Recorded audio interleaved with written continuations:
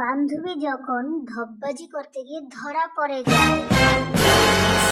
ফোনটা বাজতেছে, এই কাজের সময় কেটা জানি ফোনটা করে।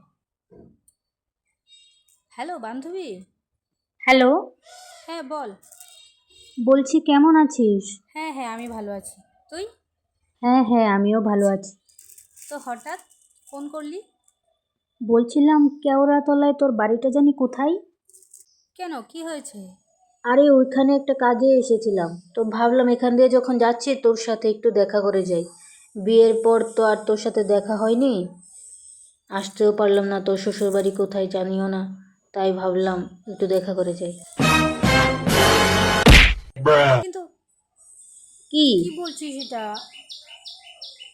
কেন, কি হয়েছে? আমি তো বাড়িতেই নেই। ও মা, হ্যাঁ। কোথায় তুই তাহলে? কোথায় আছিস? আরে তুই তো তোর দুলাভাইকে জানিস। ও না আমাকে নিয়ে কালকে দুবাই যাবে, আমাকে সারপ্রাইজ দেওয়ার জন্য দুবাই যাওয়ার প্ল্যান করলো। আচ্ছা, হ্যাঁ দুবাই যাচ্ছিস? হ্যাঁ সত্যি। তাই তাই তো আমি শপিংয়ে এসেছি। হ্যাঁ আমি এখন বাড়িতে নেই তো। ও আচ্ছা। হ্যাঁ পার্লারেও এসেছি, এখন আমি ম্যানিকিউর পেডিকিউর করছি। Excuse me. হ্যাঁ সাবধানে। হ্যাঁ। रुको जरा सबर करो।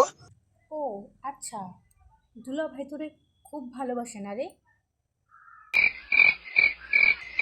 হ্যাঁ তুই তো জানিস তো দুলা ভাইকে, ও তো আমাকে সারপ্রাইজ দিতে কত ভালোবাসে। আচ্ছা কোন পার্লারে? ওই কলা গাছের সামনে যে ঝাড়ু হাতে নিয়ে আছে, ওই ফকিন্নির পার্লারে না তো? কোথায় তুই? खत्म। Bye bye tata. ফকিন্নির বাচ্চা, সবসময় খালি ডপ মারবো।